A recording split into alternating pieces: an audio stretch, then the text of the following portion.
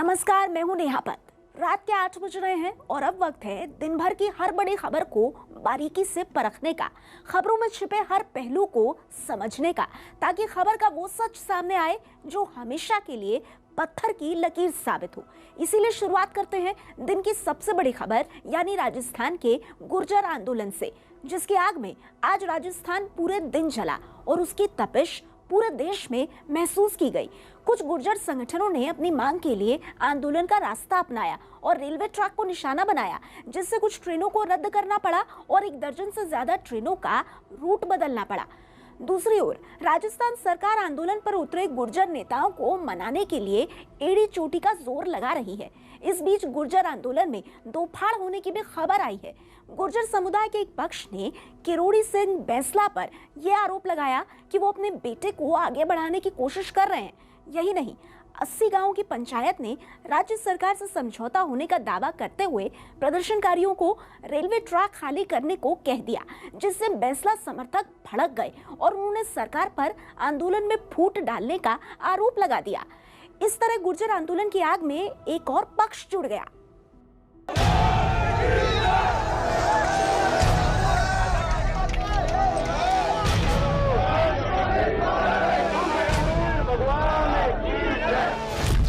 राजस्थान में भड़की गुर्जर आंदोलन की आग।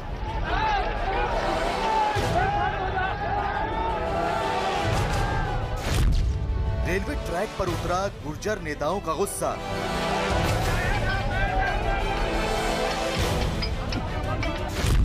कहीं उखाड़ी गई रेल की पटरियां,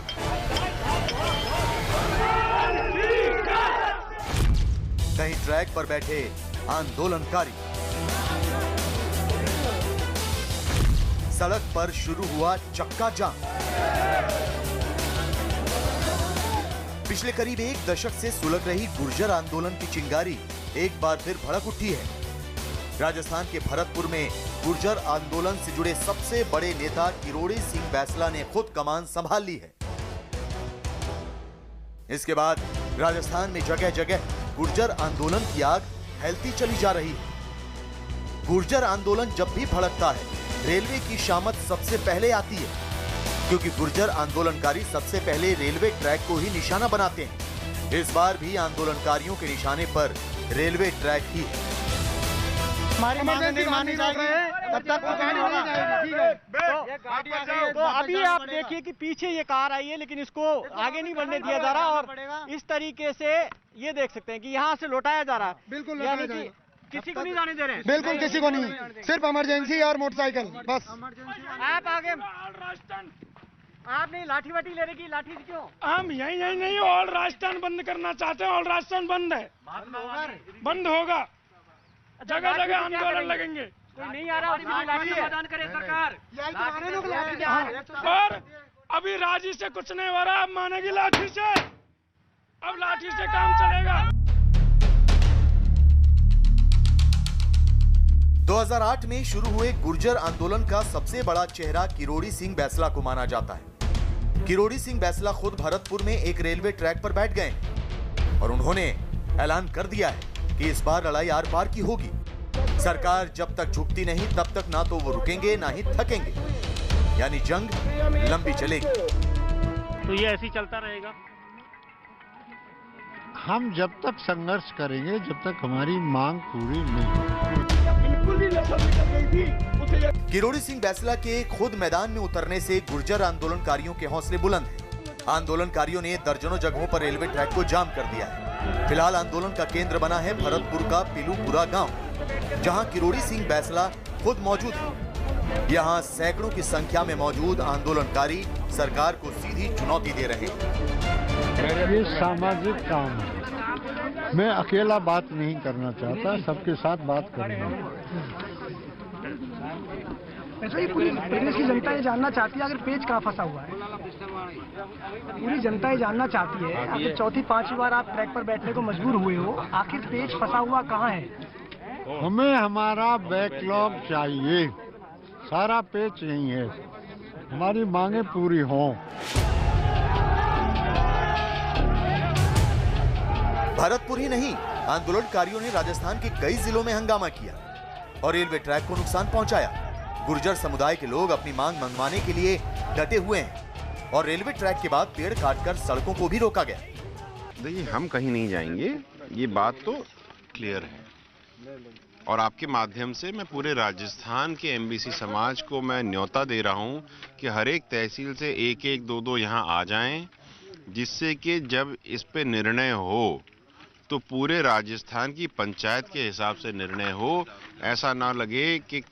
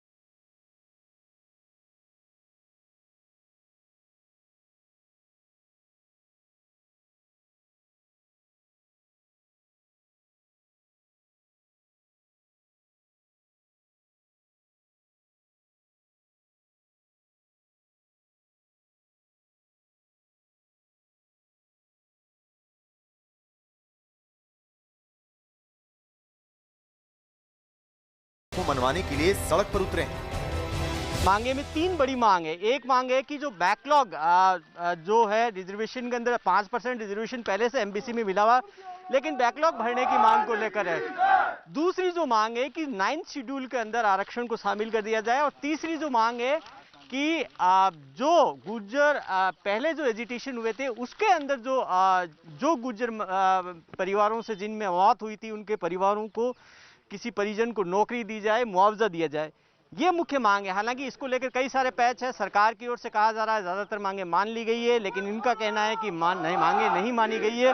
और यहीं पर आकर ट्रैक पर आकर मंत्री या सरकार के कोई प्रतिनिधि बात करें। गुर्जर आंदोलन का इतिहास बताता है कि ये जितना लंबा खिंचता है मामला उतना ही उलझता चला जाता है।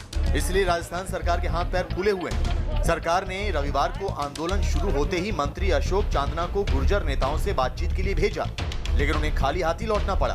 गुर्जर नेताओं ने उनसे मुलाकात तक नहीं की। मुझे उन्होंने बुलाया, मैं आ गया हूं, लेकिन यदि मुझसे नहीं मिले या चलो कर्नल साहब की तो अभी उम्र भी है और वो बता रहे हैं कि तबीयत थोड़ी ठीक नहीं है, तो वो वाजिब है कि इस उम्र में, बाकी तो मुझे लगता है कि बाकियों को मिलने में कोई समस्या नहीं होनी चाहिए।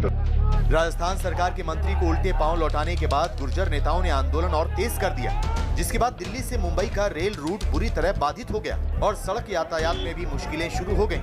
राजस्थान सरकार को ये समझ आने लगा है कि मामला हाथ से निकल रहा है, इसलिए सरकार की ओर से बार बार बातचीत की पेशकश की जा रही है। बातचीत करके हर समस्या का समाधान करते आए और सारी समस्याएं लगभग समाधान हो गया है। खुद मंत्री अशोक चांदना, रघु शर्मा लगे हुए हैं। बातचीत का दरवाजा सरकार हमेशा तैयार खोल के खड़ी है। ऐसे में मेरा मानना है कि देश के हित में कोरोना संकट के समय में आंदोलनकारियों से मैं रिक्वेस्ट करूंगा, राजस्थान का हित, देश का हित यही है कि वो पटरियों पर बैठने की बजाय टेबल पर बैठे, बातचीत करके समस्या का समाधान करें।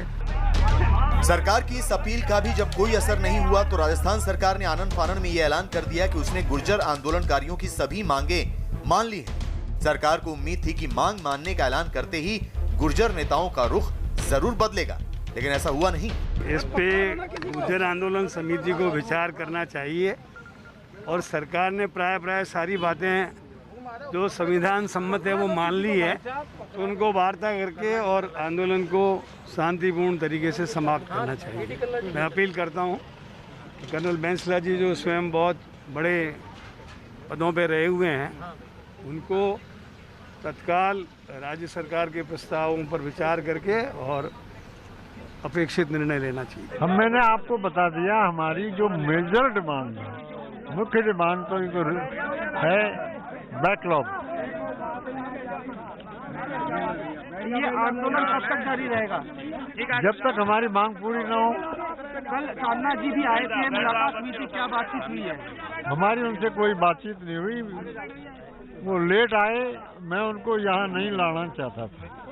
ये अपने अभी तक यहाँ जिस तरह से आप लोगों ने यहाँ पे रेल आंदोलन कर रहे हैं, आंदोलन लगातार कब तक चलेंगे? और जब तक हमारी मांग पूरी नहीं हो जाती हमारा आंदोलन जारी रहेगा।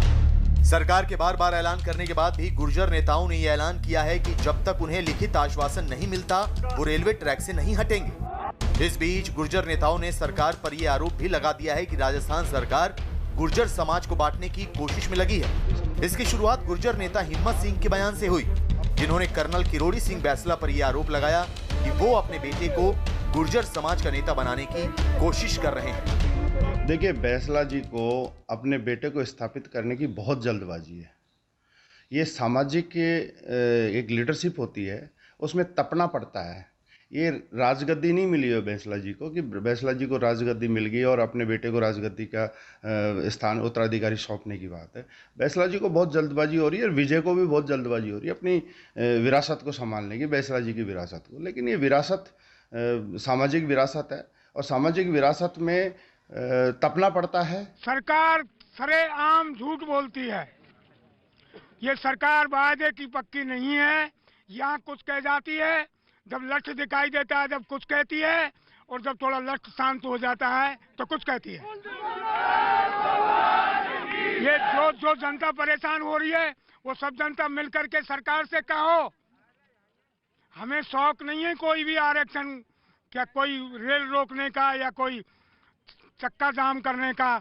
हमें तो सरकार करवाती है, सरकार झूठ बोलती है। आरक्षण को लेकर गुर्जर आंदोलन की आग काफी पुरानी है। 2017 में सरकार आरक्षण की मांग को स्वीकार भी कर चुकी है, लेकिन अब पेच फंसा है उसे लागू करने का। गुर्जर समाज इसे अपनी मांगों के मुताबिक लागू करवाने के साथ साथ कई और मांगे मनवाना चाहती है, और यही वजह है कि आरक्षण की मांग पूरी होने के बाद भी गुर्जर आंदोलन की आग ठंडी नहीं। गुर्जर आंदोलन की आग को भड़कने से रोकने के लिए सरकार पूरा जोर लगा रही है। न्यूज़ 18 ने आज दिन भर इस आंदोलन से जुड़े हर अपडेट को आप तक पहुंचाया, और आगे भी हम इस आंदोलन की हर खबर आप तक पहुंचाएंगे।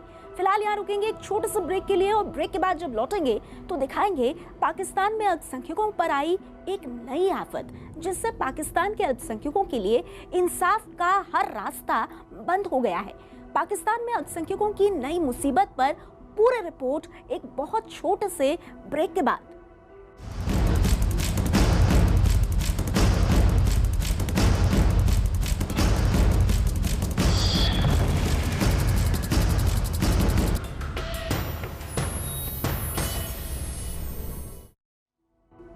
और अब बात पाकिस्तान में अल्पसंख्यकों पर टूटी एक नई मुसीबत की। पाकिस्तान में अल्पसंख्यकों का जबरन धर्म परिवर्तन कराना एक उद्योग बन गया है, और अब इस मामले से जुड़ा एक ऐसा सनसनीखेज सच सामने आया है जिससे पूरी दुनिया दंग रह गई है। मामला पाकिस्तान के सिंध प्रांत का है, जो पहले से ही जबरन धर्म परिवर्तन कराने के लिए बदनाम है। इस बार सिंध प्रांत की राजधानी कराची में महज 13 साल की एक मासूम लड़की के साथ धर्म परिवर्तन के सौदागरों ने ऐसी घिनौनी हरकत की है जिससे किसी का भी सिर शर्म से झुक जाए। यहाँ 13 साल की एक ईसाई बेटी का धर्म परिवर्तन कराकर एक अधेड़ उम्र के शख्स से उसकी शादी करा दी गई। लेकिन उससे भी ज्यादा हैरान करने वाला पहलू ये है कि इस मासूम का मामला जब अदालत पहुंचा तो वहां से भी उसके साथ नाइंसाफी ही हुई। अब इस मासूम की मां रो रो कर पाकिस्तान के हुक्मरानों से अपनी बेटी के लिए इंसाफ की गुहार लगा रही है, लेकिन उसकी सुनने वाला कोई नहीं है।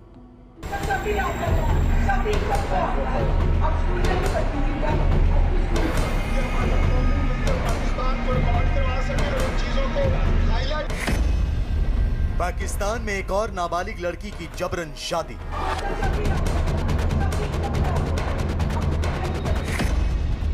पाकिस्तान की अदालत ने की नाबालिग से नाइंसाफी। मेरी बच्ची से मुझे मिला दीजिए, मेरी बच्ची किसी ने मेरी फरियाद ना सुनी। पाकिस्तान में अगवा करके धर्म परिवर्तन कराया। यहाँ पे एक 13 साल की बच्ची जिसको एक 44 ईयर ओल्ड मर्द ने अपने पास रखा हुआ है। नाइंसाफी के बाद बच्ची और उसकी मां का रो रो कर बुरा हाल।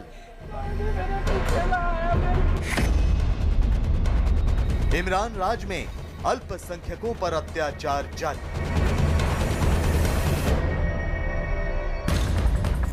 इमरान खान के नए पाकिस्तान में इंसाफ के लिए उठी आवाज है। दुनिया भर के अलग अलग मंचों से इंसानियत पर लेक्चर देने वाले इमरान खान के इस पाकिस्तान में मासूम लोग रहम की भीख मांग रहे हैं, क्योंकि अब पाकिस्तान में मौजूद कट्टरपंथियों का हमला तेज हो गया है। आलम यह है कि पाकिस्तान के भीतर अल्पसंख्यकों की बहन बेटियों का घरों से बाहर निकलना तक दूभर हो गया है। और यहाँ पर इस वक्त इंसाफ के लिए उठ रही ये आवाज उसी जुल्म और सितम के सिलसिले की एक तस्वीर है जो सिंध प्रांत के कराची से सामने आई। हम यहाँ उस बच्ची की तस्वीर तो नहीं दिखा सकते, अलबत्ता उसके बारे में ये जरूर बता सकते हैं कि एक कम उम्र की मासूम बच्ची इस वक्त अपने हालात और हुक्मरानों की नाइंसाफी की वजह से बिलख बिलख कर रो रही है। कराची की रहने वाली एक नाबालिग बच्ची का धर्म परिवर्तन, ईसाई धर्म की 13 साल की मासूम की अगवा करके शादी करवाई। 44 साल के आदमी के साथ 13 साल की मासूम की शादी। 13 साल की मासूम का जबरदस्ती धर्म परिवर्तन करवाया गया। धुंधली तस्वीरों के पीछे छुपी इस लड़की की उम्र महज 13 साल है। कराची में रहने वाली इस बच्ची को पहले तो अगवा कर लिया गया और फिर इसकी जबरन शादी करवा दी, वो भी एक 44 साल के अधेड़ शख्स के साथ। इतना ही नहीं, इस मासूम का धर्म परिवर्तन भी कर दिया गया। और जब अदालत में इस मासूम के पिता ने इंसाफ की गुहार लगाई तो पाकिस्तान की अदालत भी उन्हीं जालिमों के हक में खड़ी नजर आई जिन्होंने इस मासूम पर जुल्म ढाया। जी हाँ, ये सच है इमरान खान के नए पाकिस्तान का। जज ने इस बात को इग्नोर किया कि लड़की सिर्फ 13 साल की है। उसकी उम्र का सबूत पेश भी किया गया, लेकिन उसने उसको नकार के उसी हलफनामे में जो कि जबरन उससे लिखवाया गया था, जिसमें उसकी उम्र 18 साल दिखाई गई थी, उसको मंजूर कर लिया और उसकी शादी को सही ठहराया। इन रोते बिलखते और मासूम बच्ची के हक में इंसाफ की आवाज बुलंद करते हुए इन लोगों को देखकर ये बात जाहिर हो जाती है कि यहाँ सरासर नाइंसाफी हुई है। लेकिन हमेशा की तरह इमरान सरकार अब भी चुप्पी साधे हुए है, ना कुछ कह रही है और ना कुछ कर रही है। मेरी बच्ची से मुझे मिला दीजिए, मेरी बच्ची से किसी ने मेरी फरियाद ना सुनी, मेरी बच्ची से मुझे मिला दीजिए, मेरी बच्ची। इस नाइंसाफी के बाद बच्ची और उसकी मां का रो रो कर बुरा हाल है। मां के बिलखने का वीडियो सोशल मीडिया पर वायरल है। मेरी बच्ची से मुझे मिला दीजिए, मेरी बच्ची से किसी ने मेरी फरियाद ना सुनी। मीडिया रिपोर्ट पर यकीन करें तो 13 साल की पीड़ित बच्ची ईसाई धर्म से ताल्लुक रखती है। उसके पिता का कहना है कि कराची के घर से उसका अपहरण किया गया और 2 दिन बाद पुलिस ने घर वालों को बताया कि उस मासूम की एक 44 साल के शख्स से शादी भी हो। बच्ची को टॉर्चर करते रहे कि अगर आप सच्ची बोलेगी तो ये फंस जाएगा, तो मेरी बच्ची को ये बिल्कुल टॉर्चर करते रहे। वो कभी डरती थी हर चीज से, वो नाक सिलवाने से, वो कान सिलवाने से डरती थी, लेकिन इन्होंने पता नहीं क्या किया मेरी बच्ची को। वो बच्ची इसी तरह उनकी बातों में आती रही। पीड़ित बच्ची की मां अपनी बेटी से मिलने की गुहार ही लगाती रही, लेकिन उस बदनसीब मां पर उस वक्त पहाड़ टूट गया जब उस शख्स ने मैरिज सर्टिफिकेट दिखाते हुए कहा कि लड़की का धर्म परिवर्तन हो। उस 13 साल की मासूम बच्ची की मां शादी का सर्टिफिकेट देखकर पूरी तरह चौंक गई, क्योंकि उसमें पीड़ित बच्ची की उम्र 18 साल दिखाई गई है, जबकि परिवार बार बार रो रो कर यही दुहाई दे रहा है कि बच्ची की उम्र महज 13 साल है। और जैसे ही पीड़ित बच्ची और उसकी मां की रोती बिलखती तस्वीरें सोशल मीडिया पर वायरल हुई, हक और इंसाफ के लिए आवाजों ने पाकिस्तान का आसमान सिर पर उठा लिया। यहाँ पे एक 13 साल की बच्ची जिसको एक 44 ईयर ओल्ड मर्द ने अपने पास रखा हुआ है। आप उसको कैसे ये राइट दे सकते हैं कि वो खुद शादी कर ले और वो खुद डिसाइड कर ले। रिसेंटली आपको रेप केसेस बढ़ते नजर आ रहे हैं। इस ब्लास्फेमी लॉ के तहत किसी भी अल्पसंख्यक को ब्लास्फेमी के चार्ज के ऊपर जेल में डाला जा सकता है और अपनी बेगुनाही साबित करना उसकी जिम्मेवारी है, ना कि कानून की। इसलिए पाकिस्तान के अंदर सिस्टमैटिकली माइनॉरिटीज को खत्म किया जा रहा है। ये बात अब पाकिस्तान में आम हो चुकी है कि यहाँ अल्पसंख्यकों की बच्चियां किसी भी सूरत में सुरक्षित नहीं है। सिंध प्रांत में 13 साल की मासूम का घर से अपहरण, कट्टरपंथियों ने जबरन कराया उसका धर्म परिवर्तन कराकर मासूम की शादी करा दी। नाबालिग होने के बावजूद शादी कराई गई। पाकिस्तान की कोर्ट ने नहीं दिया पीड़ित को इंसाफ। कराची का ये पीड़ित परिवार उस वक्त ठगा सा रह गया जब पाकिस्तान की अदालत ने बच्ची का नहीं बल्कि वहां के उन कट्टरपंथियों का ही साथ दिया जिन्होंने मासूम बच्ची को घर से अगवा करके झूठा सर्टिफिकेट बनवाकर उसकी जबरन शादी करवा दी।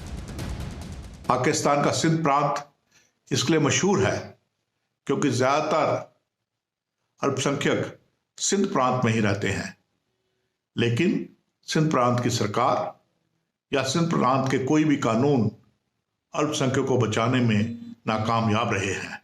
इसी तरह की घटनाएं वहां पर होती हैं और होती रहेंगी। अल्पसंख्यकों पर अत्याचार के लिए बदनाम सिंध में यह कोई पहली घटना नहीं है। जून के अंतिम हफ्ते में आई रिपोर्ट के अनुसार सिंध प्रांत में बड़े स्तर पर हिंदुओं का धर्म परिवर्तन कराकर उन्हें मुस्लिम बनाए जाने का मामला सामने आया था।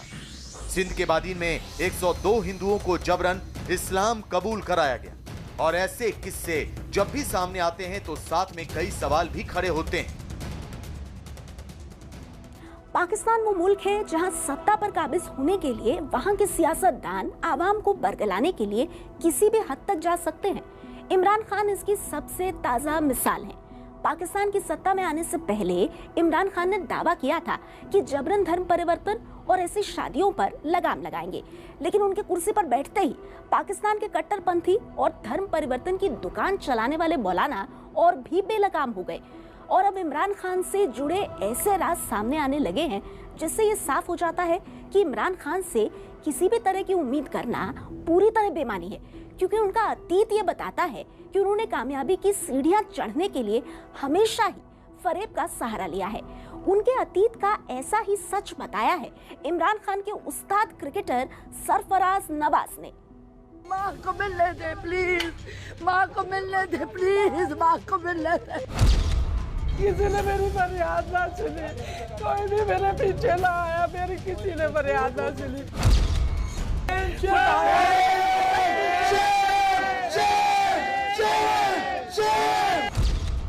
मेरी बच्ची से मुझे मिला दीजिए, मेरी बच्ची से मुझे मिला दीजिए, मेरी बच्ची। इंसाफ के लिए सड़क पर उतरे पाकिस्तान के अल्पसंख्यक। पाकिस्तान के ईसाइयों ने उठाया बगावत का झंडा।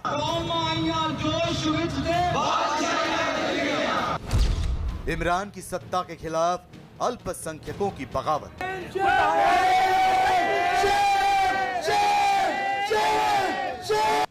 पाकिस्तान में जबरन धर्म परिवर्तन कराने की फैक्ट्रियां धड़ल्ले से चल रही हैं और अब ये बात किसी से भी नहीं छिपी है कि पाकिस्तान के सिंध सूबे के कट्टरपंथियों के निशाने पर वहां रहने वाले हिंदू, सिख, ईसाई और उनके परिवार हैं। जब भी किसी कट्टरपंथी को मौका मिलता है तो वो इन परिवार की लड़कियों को अगवा कर उनका धर्म परिवर्तन करा देते हैं। हैरानी तो इस बात की है कि अपनी चुनावी रैलियों में पाकिस्तान के गरीबों और अल्पसंख्यकों के रहनुमा बनने का दावा करने वाले इमरान खान भी प्रधानमंत्री बनने के बाद इस मुद्दे पर आंख मूंदे हुए हैं। पाकिस्तान की खौफनाक हकीकत, कट्टरपंथियों के निशाने पर हिंदू और ईसाई। सामने आ गया पाकिस्तान का स्याह सच। पाकिस्तान बना अल्पसंख्यकों का नरकिस्तान। इमरान की कथनी और करनी के सच का किस्सा। पाकिस्तान में इमरान खान की सरकार को बने एक अरसा बीत चुका है। हालांकि जिस वक्त इमरान खान वजीर आजम की कुर्सी पाने की जद्दोजहद में थे, उस वक्त उन्होंने जिस नए पाकिस्तान को बनाने का दावा किया था वो वाकई अलग और अनोखा था। जरा इमरान खान साहब की वो तकरीर सुन लीजिए जो उन्होंने प्रधानमंत्री बनने से पहले दी थी। उनकी इबादत गाहें प्रोटेक्ट करने के लिए उनको आज़ादी थी अपनी दीन को ऊपर चलने के लिए, क्यों उन्होंने किया था? जब वो तकड़े भी हो गए, जब सारा अरब भी उनके नीचे आ गया, उन्होंने चेंज तो नहीं किया। उनका रवैया तो वही था, क्योंकि उसकी एक बेसिस है। तो क्या दुनिया को नया पाकिस्तान देखने को मिला? जवाब है नहीं। इतना ही नहीं, इमरान खान के जरा उन अल्फाजों पर गौर कर लीजिए जिन्हें शायद अब इमरान खान पूरी तरह से भूल चुके हैं। हम आज ये कैसे अपने हाथ में ले लेते हैं लोगों को जबरदस्ती मुसलमान करना, किसी शादियां करके औरतों को करना, जो यहाँ आज कई दफा सिंध में हम सुनते हैं, या लोगों को बंदूक की नोक के ऊपर हम कहें कि मुसलमान हो जाओ, या उनको मारे उनके दीन की वजह से। ये तो सब चीजें गैर इस्लामी हैं। आपको बता दें कि पाकिस्तान की ज्यादातर हिंदू आबादी सिंध प्रांत में रहती है और पाकिस्तान के ज्यादातर अल्पसंख्यक समुदाय की लड़कियों की शादी मुसलमानों से जबरदस्ती कराई जाती है। पाकिस्तान के अंदर हर साल तकरीबन 1000 हिंदू और ईसाई लड़कियों का जबरन धर्म परिवर्तन किया जाता है, उनके साथ जबरन शादी की जाती है। लेकिन इसके बावजूद भी इमरान खान या उसकी सरकार ने कोई ऐसा कानून बनाने की जरूरत नहीं समझी जिससे कि अल्पसंख्यकों का बचाव हो सके। सच पूछो तो पाकिस्तान की सरकार के इशारे पर चल रहे अल्पसंख्यकों के खिलाफ जुल्म सितम की पूरी कहानी पाकिस्तान के सामने आए आंकड़ों में ही छुपा हुआ है। 1947 में जब पाकिस्तान वजूद में आया तो उस वक्त वहां 23% अल्पसंख्यक या गैर मुस्लिम थे, लेकिन अब वहां पर सिर्फ 3 से 4% अल्पसंख्यक ही बचे हैं। बेशक पाकिस्तान की कॉन्स्टिट्यूशन के अंदर अल्पसंख्यकों का प्रावधान है, लेकिन अल्पसंख्यकों को जीने के लिए या उनको जीवित रखने के लिए या उनको सुरक्षित रखने के लिए पाकिस्तान के अंदर ना कोई कानून बनाए गए हैं, ना ही कोई प्रावधान किए गए हैं। एक आंकड़े के मुताबिक पाकिस्तान में करीब 75 लाख हिंदू रहते हैं और ज्यादातर सिंध इलाके में ही बसे हैं। ये लोग धार्मिक परिवर्तन और उत्पीड़न का शिकार लगातार होते रहते हैं। तमाम एनजीओ और एजेंसियों की रिपोर्ट के मुताबिक यह सिलसिला सिर्फ एक ही इलाके तक नहीं, पाकिस्तान के हर एक इलाके में बदस्तूर जारी है। एक तरफ पाकिस्तान में अल्पसंख्यकों ने इमरान खान सरकार के खिलाफ अपनी आवाज बुलंद कर दी है। 13 साल की मासूम बच्ची के साथ हुई ज्यादती का किस्सा सोशल मीडिया पर वायरल होने के बाद सड़कों पर आवाजें उठने लगी हैं, लेकिन इमरान खान के खिलाफ एक और आवाज उठकर सामने आई है। उसने भी इमरान खान के चेहरे से शराफत का नकाब नोच दिया। इमरान पर कोकेन का नशा करने का इल्जाम, सरफराज नवाज ने लगाया इमरान पर इल्जाम। इमरान खान को पुराना नशेड़ी बताया। लंदन के किस्से से खुली इमरान की पोल। पाकिस्तान के पूर्व क्रिकेटर सरफराज नवाज ने यह बात उजागर करके पूरी दुनिया को ही झकझोर दिया है। सरफराज नवाज ने मुल्क के प्रधानमंत्री इमरान खान को पुराने दिनों का नशेड़ी बताया। क्रिकेट की दुनिया में रिवर्स स्विंग के जनक के तौर पर पहचान बनाने वाले 71 साल के सरफराज नवाज 1985 में निर्दलीय चुनाव जीतकर पाकिस्तान के पंजाब प्रांत के असेंबली में चुने गए थे। उन्होंने गूगली न्यूज टीवी पर इस बात का पर्दाफाश किया कि इमरान खान अपने क्रिकेट के दिनों में कोकेन का नशा किया करते थे। ये बात तो सारी दुनिया जानती है कि इमरान खान पाकिस्तान क्रिकेट टीम के कप्तान रहे और उनकी ही कप्तानी में पाकिस्तान ने क्रिकेट का वर्ल्ड कप भी जीता था। कोकेन वो लंदन में भी ये करता रहा है कि वो जो 10 या 20 रुपए का नोट उसको रोल करके नाक में ऐसे डाल के और नीचे कोई सफेद सी चीज होती थी उसको ये स्निफ कोकीन करता रहा। वो तो हमारे सामने करता रहा। ऐसे में इस बात के सामने आने के बाद पाकिस्तान की फिजा में ये भी बात तैरने लगी है कि जब हुक्मरान ही नशे के आदी हों तो मुल्क तो बहकेगा।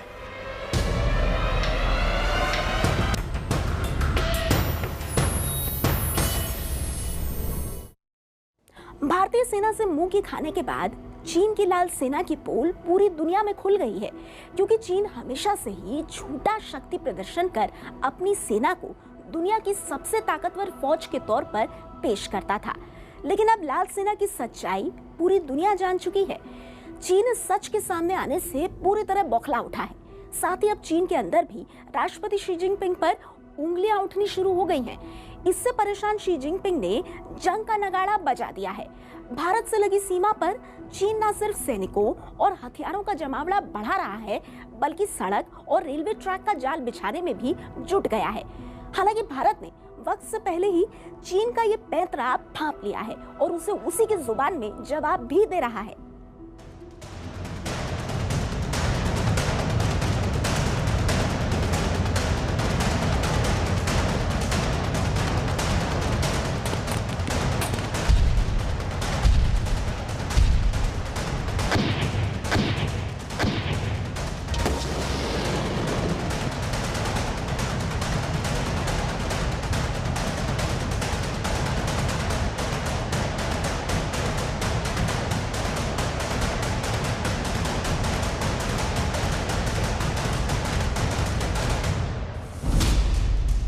सीमा पर चीन की बड़ी साजिश का पर्दाफाश।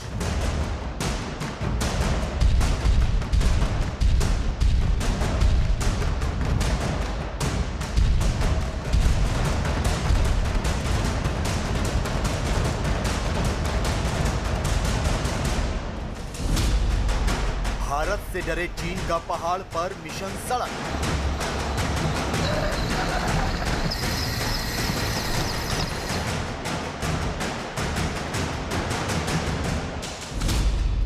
महायुद्ध की आग भड़काते शी जिनपिंग।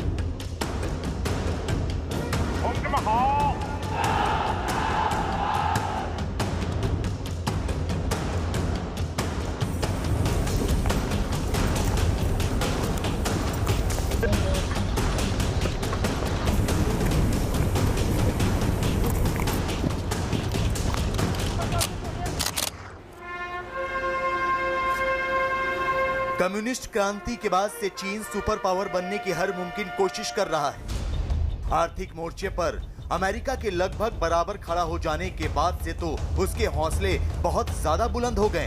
अब चीन सैन्य शक्ति में भी खुद को अव्वल बनाने की तैयारी कर रहा है। शी जिनपिंग कम्युनिस्ट पार्टी के सर्वोच्च नेता माओ से तुंग के दिखाए रास्ते पर चलते हुए चीन को महान राष्ट्र बनाना चाहते हैं। शी जिनपिंग चाहते हैं कि पूरी दुनिया चीन के इशारे पर चले, लेकिन अमेरिका और भारत की चुनौती से चीन अपने मंसूबों में कामयाब नहीं हो पा रहा। लिहाजा चीन ने दोनों देशों के खिलाफ एक नई रणनीति बनाई है, जिसके तहत चीन सामरिक लिहाज से खुद को और ज्यादा ताकतवर बनाने की कवायद कर रहा है। दरअसल चीन भारत को सीमा विवाद में उलझाए रखना चाहता है। इसके लिए वो LAC पर लगातार निर्माण का काम कर रहा है। चीन LAC पर अपने सैनिकों की संख्या बढ़ा रहा है। वहीं दूसरी तरफ चीन अमेरिका की तरह ताकतवर बनने की तैयारी कर रहा है। वो अपनी सेना को अमेरिका की तरह आधुनिक बनाने पर काम कर रहा है। चीन ने 2027 तक अपनी सेना को विश्व की सबसे बड़ी सेना बनाने का रोड मैप बनाया है।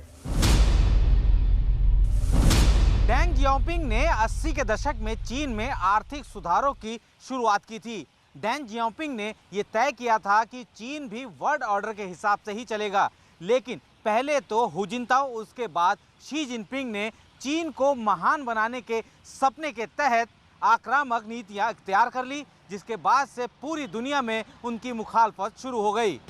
दरअसल चीन के मौजूदा राष्ट्रपति शी जिनपिंग को लगता है कि पश्चिमी देश, खासकर अमेरिका, पहले से कहीं कमजोर हो गए हैं। ऐसे में उनके पास मौका है दुनिया की महाशक्ति बनने का। यही वजह है कि शी जिनपिंग अमेरिका को घेरने की तैयारी कर रहे हैं। साथ ही साथ उन मुल्कों के खिलाफ भी रणनीति तैयार कर रहे हैं जो चीन के रास्ते में रोड़ा साबित हो रहे हैं, जिनमें सबसे बड़ा नाम है हिंदुस्तान का। वो हिंदुस्तान ही है जिसने चीन को हर बार सबक सिखाने का काम किया है। वो हिंदुस्तान ही है जिसने डोकलाम, गलवान और पैंगोंग में चीन के विस्तारवाद को अपनी आक्रामकता से कुचल दिया। लिहाजा चीन ने भारत को घेरने के लिए सीमा विवाद को हवा देने और LAC पर लंबे समय तक तनाव बढ़ाए रखने का प्लान बनाया है। इस प्लान के तहत चीन ने सीमा के करीब सड़क, रेल लाइन और पुलों का जाल बिछाने के काम में तेजी लानी शुरू कर दी।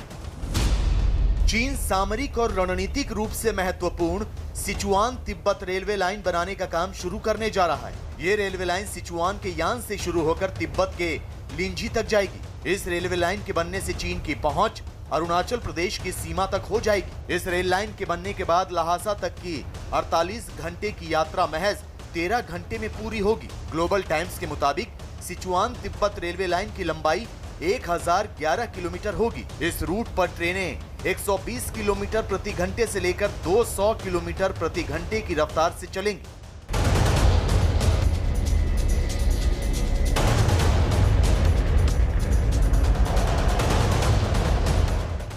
Sichuan Tibet railway project Tibet में चीन का दूसरा महत्वाकांक्षी प्रोजेक्ट है। इससे पहले चीन किंघाई तिब्बत प्रोजेक्ट पर काम कर रहा था, जो किंघाई तिब्बत पठार से होकर गुजरेगी। तो आपको बता दें कि Sichuan Tibet railway line Tibet के जिस लिंजी में खत्म होगी वो अरुणाचल प्रदेश के बॉर्डर से काफी नजदीक है।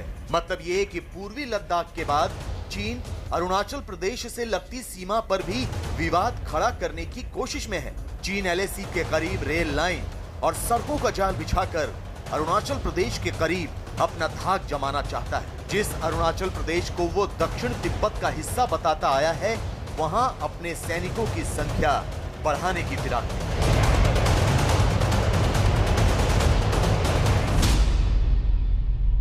वर्तमान समय में चेंगडू से लासा जाने में 48 घंटे का समय लगता है, जो कि इस रेलवे परियोजना की कंप्लीट हो जाने के बाद ये जो समय है मात्र 13 घंटे का रह जाएगा।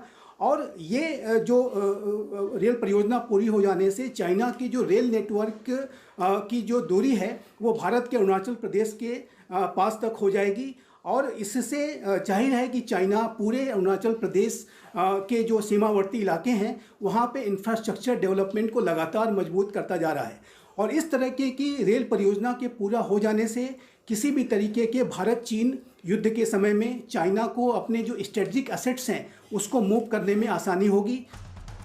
साफ जाहिर हो जाता है कि चीन LAC पर तनाव बनाए रखना चाहता है। वो पूर्वी लद्दाख के साथ अब अरुणाचल प्रदेश से लगती सीमा पर भी विवाद के शोले भड़काना चाहता है। यही वजह है कि रेल लाइन से लेकर चीन तिब्बत के इलाके में सड़कों और पुलों का ऐसा जाल बिछा रहा है जिससे उसकी सेना की मूवमेंट आसानी से हो सके। भारत की आक्रामक रणनीति से घबराए चीन ने सीमा के करीब निर्माण के काम में तेजी लानी शुरू कर दी है। पहाड़ पर मौजूद अपनी चौकियों तक चीन अपनी पहुंच को आसान बनाना चाहता है। चीन अपनी विस्तारवाद वाली नीति से पीछे हटने के मूड में नहीं है। इन दिनों जब उन्होंने देखा कि पिछले 3-4 साल में भारत भी बहुत अलर्ट हो गया है तो उन्होंने उस गतिविधियों को बढ़ा दिया है। ये उनके विस्तारवादी मंसूबों का ही नमूना है और इस पर कंट्रोल होना बहुत ज़रूरी है।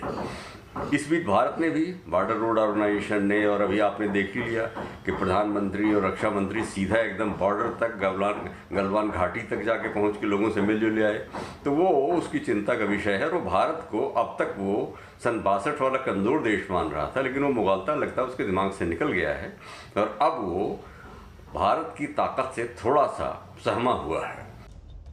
भारत को भी अच्छी तरह पता है कि चीन की मंशा क्या है, लिहाजा हिंदुस्तान ने भी अब सीमा से लगते इलाकों में निर्माण कार्य तेज कर दिया है। भारत ने करीब 3400 किलोमीटर लंबी चीन से सटी सीमा के इर्द गिर्द सड़क, सुरंग, पुल और एयरफील्ड्स के निर्माण का काम तेज कर दिया है।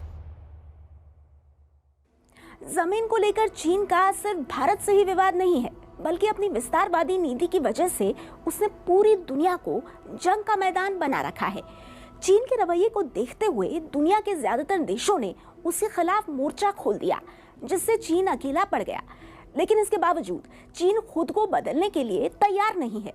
सुपर पावर बनने का जुनून उस पर इस कदर हावी हो चुका है कि वो पूरी दुनिया को जंग की आंख में झोंकना चाहता है। इसके लिए चीन की कम्युनिस्ट पार्टी की बैठक में एक नया एक्शन प्लान तैयार किया गया है, जिसे राष्ट्रपति शी जिनपिंग का मिशन 2027 कहा जा रहा है।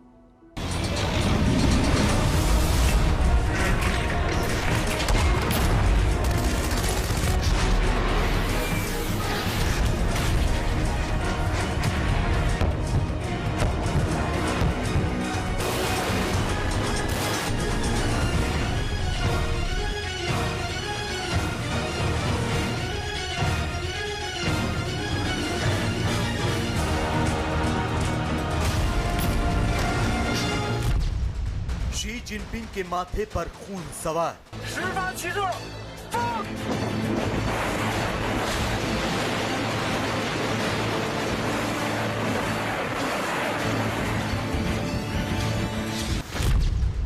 सुपर पावर बनने के लिए बिगड़ा चीन।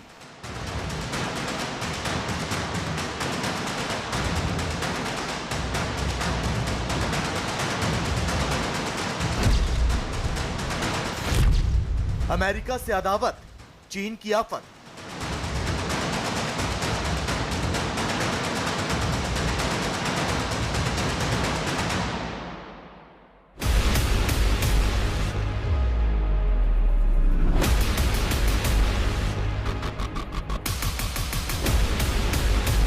चीन खतरनाक मंसूबों को अंजाम देने की कोशिश करता है। चीन दुनिया में इंसानियत के खिलाफ अपनी साजिशों का इस्तेमाल करता है, तो कोरोना से लेकर सीमा विवाद की वजह से दुनिया भर में अपनी थू थू करवा चुका चीन अब एक बार फिर खतरनाक षड्यंत्र बना रहा है। चीन अपनी सेना की ताकत बढ़ाकर दुनिया पर राज करने का सपना देख रहा है।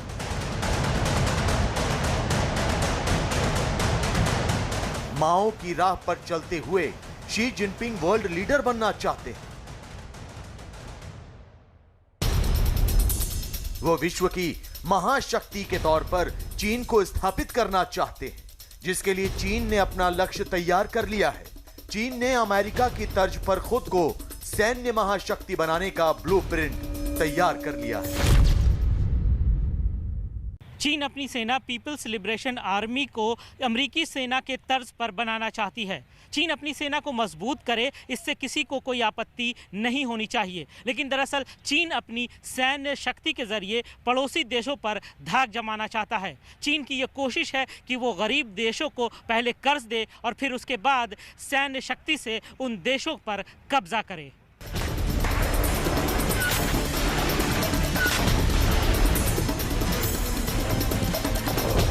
बीजिंग में कम्युनिस्ट पार्टी ऑफ चाइना का एक सम्मेलन हुआ। 4 दिन चले इस सम्मेलन में चीन की कम्युनिस्ट पार्टी के बड़े नेताओं ने शिरकत की, लेकिन शी जिनपिंग की गैर मौजूदगी में हुए इस सम्मेलन का निष्कर्ष जब पूरी दुनिया के सामने आया तो हर कोई चौंक गया। चीन ने एक बार फिर जाहिर कर दिया कि वो अपनी विस्तारवाद वाली नीति को नहीं छोड़ने वाला। चीन अपनी सैन्य शक्ति बढ़ाकर दुनिया पर राज करने का मंसूबा पाले बैठा है और इसके लिए उसने पूरा खाका भी तैयार कर लिया है। चीन अपनी सेना को अमेरिका की तरह तैयार करना चाहता है।